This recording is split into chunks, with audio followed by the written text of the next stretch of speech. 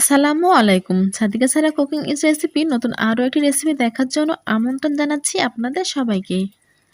আমি আজ আপনাদের তৈরি করে দেখাবো খুবই মজার ভিন্ন স্বাদের নারকেল লাড্ডু। মাত্র 3টা উপকরণ দিয়ে এই মজার ভিন্ন স্বাদের নারকেল লাড্ডুটা কীভাবে তৈরি করতে হয় সেটা আপনাদের মাঝে শেয়ার করব। তাহলে চলুন দেখে নিই। প্রথমে এখানে আমি 1.5 বাটি চাউলের গুঁড়া নিয়েছি। আর এই লাড্ডু তৈরি করতে চাউলের গুঁড়াটা নিতে হবে। আর অবশ্যই চাউলের গুঁড়াটা শুকনা হতে হবে। শুকনা চাউলের গুঁড়া ছাড়া এই লাড্ডুটা তৈরি হবে না। এবার তার সঙ্গে নিতে হবে নারকেল। এখানে আমি 1 কাপ নারকেল কোড়ানো নিয়েছি। তার সঙ্গে নিতে হবে খেজুর গুড়ের সিরাপ বা ছোলা গুড়।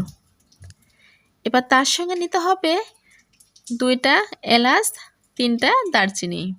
বাস এই হলো লাড্ডু তৈরি করার উপকরণ। এই মজার লাড্ডু তৈরি করতে চাউলের গুঁড়া, নারকেল, ছোলা গুড় আর গরম মশলা দিয়ে এই মজার লাড্ডুটা আমি তৈরি করব। লাড্ডু তৈরি করার জন্য প্রথমে একটা চুলাতে কড়াই বসিয়ে দিতে হবে। এবারে কড়াইয়ের মধ্যে ঢেলে দিতে হবে চাউলের গুঁড়া। আমি যে 1.5 বাটি চাউলের গুঁড়া নিলাম তার অর্ধেক আমি প্রথমে ভেজে নিব। এভাবে নেড়ে চেড়ে ভেজে নিতে হবে।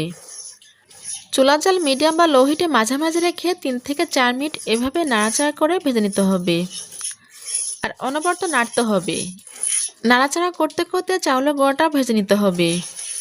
নাড়াটা বন্ধ করলে নিচে তলানিতে চাউলের গুঁড়াটা লেগে যাবে আর তার সঙ্গে চাউলের গুঁড়াগুলো পুড়ে যাবে। লাড্ডুটা তৈরি ভালো হবে না, খেতেও ভালো লাগবে না। যতক্ষণ আমরা চাউলের গুঁড়াটা ভাজবো ততক্ষণ এভাবে নাড়তে হবে। নাড়তে নাড়তে চাউলের গুঁড়াটা যখন বাদামি কালার হয়ে আসবে তখন আমাদের বুঝতে হবে চাউলের গুঁড়াটা ভাজা হয়ে গেছে। আমার প্রথম স্টেপে চাউলের গুঁড়াটা ভাজা হয়ে গেছে। এবার আমি এই চাউলের গুঁড়াগুলো ঢেলে নেব। ঢেলে আমি দ্বিতীয় স্টেপে চাউলের গুঁড়াটা আবারও ঢেলে দেব। দিয়ে একইভাবে আবারও ভেজে নেব। সবগুলো চাউলের গুঁড়া একইভাবে ভেজে নিতে হবে।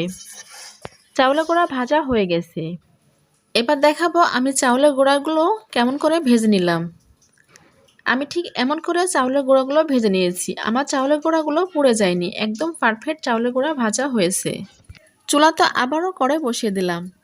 এবারে কড়াইয়ের মধ্যে গুড়ের সিরাপ বা ঝোলা গুড়টা ঢেলে দিলাম। 10 সেকেন্ডের মতো নাড়াচাড়া করে নিতে হবে। 10 সেকেন্ড নাড়াচাড়া হয়ে গেলে এর মধ্যে দিতে হবে কোড়ানো নারকেল। সবগুলো কোড়ানো নারকেল ঢেলে দিলাম। তার সঙ্গে দিতে হবে এলাচ আর দারচিনি।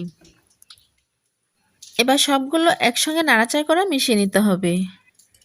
3 থেকে 4 মিনিট এভাবে নাড়াচাড়া করে মিশিয়ে নেব। আর এই পর্যায়ে চুলা জাল মিডিয়ামে রাখতে হবে। 3 থেকে 4 মিনিট এভাবে জাল করলে নারকেলটা সিদ্ধ হয়ে আসবে, তার সঙ্গে খেজুরের সিরাপটাও কমে আসবে। তার সঙ্গে এভাবে অনবরত নাড়তে হবে।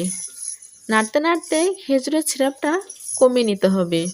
দেখে বুঝতে পাচ্ছেন খেজুরের সিরাপটা কমে গেছে, তার সঙ্গে খেজুরের সিরাপের বড় বড় ফোঁটা ফোঁটা বলক আসছে, কমে ফাইনাল রূপে চলে আসছে। এবার চেক করে দেখতে হবে আমাদের খেজুরের সিরাপের তাকটা চলে আসছে কিনা। এবার হাতের সাহায্যে চেক করে দেখতে হবে। খেজুরের সিরাপ উঠিয়ে নিয়ে হাতের আঙ্গুলের সাহায্যে আমি উঠিয়ে দেখব। একটা আঙ্গুলে এভাবে খেজুরের সিরাপ উঠিয়ে নিলাম। এবার 2 আঙ্গুলের মাঝখান দিয়ে এভাবে যখন খেজুরের সিরাপটা লম্বা তারের মতো সুতা কাটবে তখনই বুঝতে হবে খেজুরের সিরাপ আর নারকেলটা পারফেক্টভাবে তৈরি হয়ে গেছে। এবার যে চাউলের গুঁড়াগুলো ভেজে রাখলাম তার মধ্যে আমি একটা চামচের সাহায্যে জাল করা নারকেল আর সিরাপগুলো ঢেলে দিতে হবে। এখানে প্রথমে অল্প অল্প করে নিতে হবে।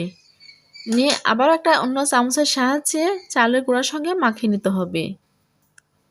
এখানে একবারে দেওয়া যাবে না, একবার দিলে বেশি হয়ে যেতে পারে। এজন্য আমাদের যতটুকু লাগবে ততটুকু এভাবে বারে বারে নিয়ে মাখিয়ে নিতে হবে।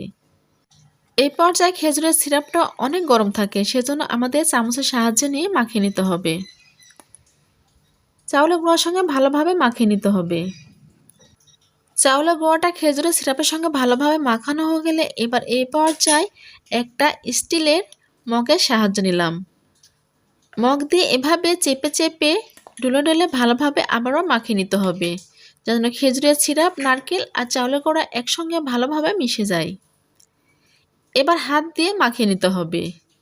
হাত দিয়ে ভালোভাবে ডুলে ডুলে মাখিয়ে নিয়ে এবার লাড্ডু শেপ দিয়ে নিতে হবে। আমি কিভাবে লাড্ডু শেপ দিব আপনাদের দেখিয়ে দিচ্ছি। এভাবে 3 আঙ্গুলের সাহায্যে লাড্ডু শেপটা দিয়ে নিতে হবে। একটা লাড্ডু তৈরি হয়ে গেছে। আর তার সঙ্গে আমি যে ভাজা চাউলের গুঁড়াটা নিয়েছিলাম কিছু অংশ রেখে দিয়েছি লাড্ডু মাখানোর জন্য। লাড্ডুটা বানিয়ে এই চাউলের গুঁড়ার মধ্যে রেখে দিতে হবে।